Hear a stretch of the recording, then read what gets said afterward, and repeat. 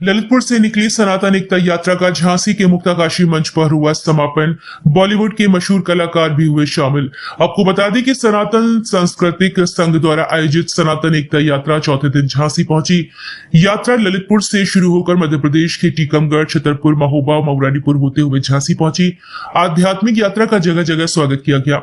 यात्रा में विभिन्न साधु संतों और धर्मगुरुओं ने श्रद्धालुओं को प्रेरित किया। सोमवार को मुक्ताकाशी मंच के पास शाम 6 बजे यात्रा झांसी पहुंची और कार्यक्रम के बारे में बताते हुए सनातन सांस्कृतिक संघ के अध्यक्ष हरिप्रिया भार्गव ने पत्रकार वार्ता का आयोजन करके बताया कि हमारा धर्म हमें न केवल मानवता की सेवा सिखाता है बल्कि आत्मिक शांति और सामाजिक एकता का मार्ग भी दिखाता है।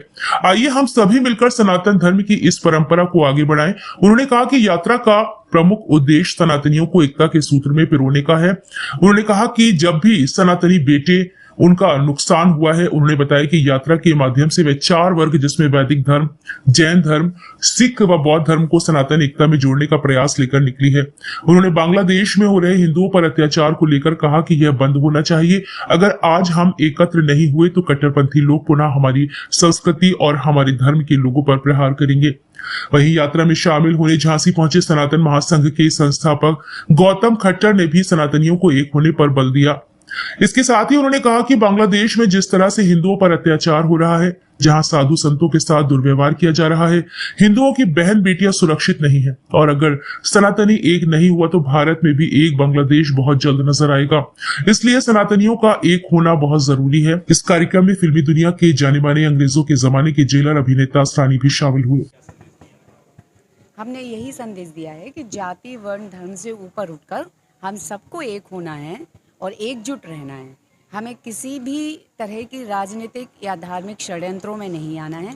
हमें श्रद्धा, शांति और शौर्य, जो सनातन की 3 विशेषताएं हैं, उनको अपनाना है अपने जीवन में और जाति को अपने मन से एकदम निकाल देना है, मन भेद नहीं रखना है।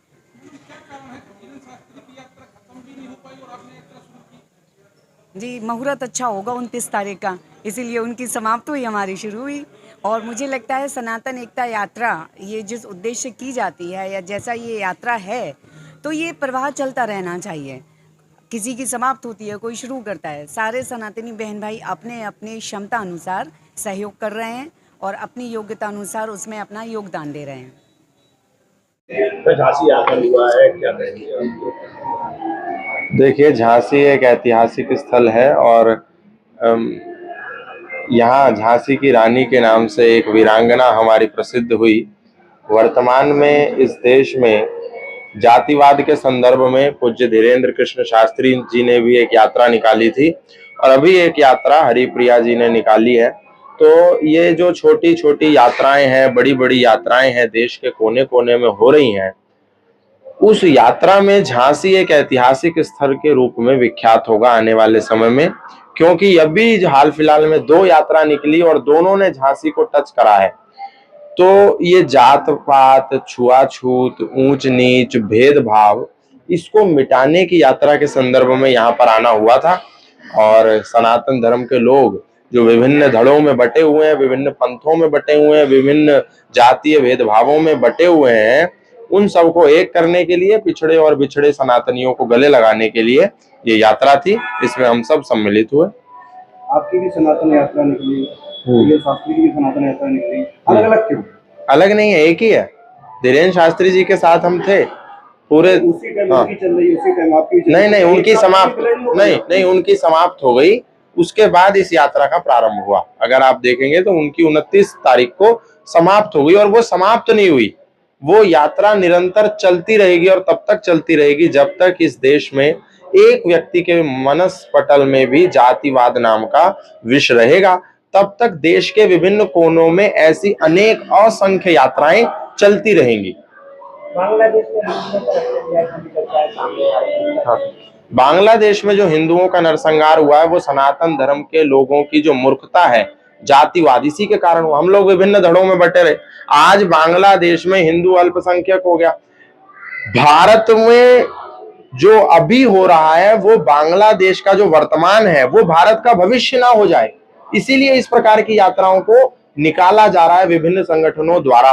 और आप बांग्लादेश में देखिए, जो आवाज भारत के संत उठा रहे हैं वही आवाज बांग्लादेश के चिन्मय प्रभु ने उठाई और उनको जेल में बंद कर दिया।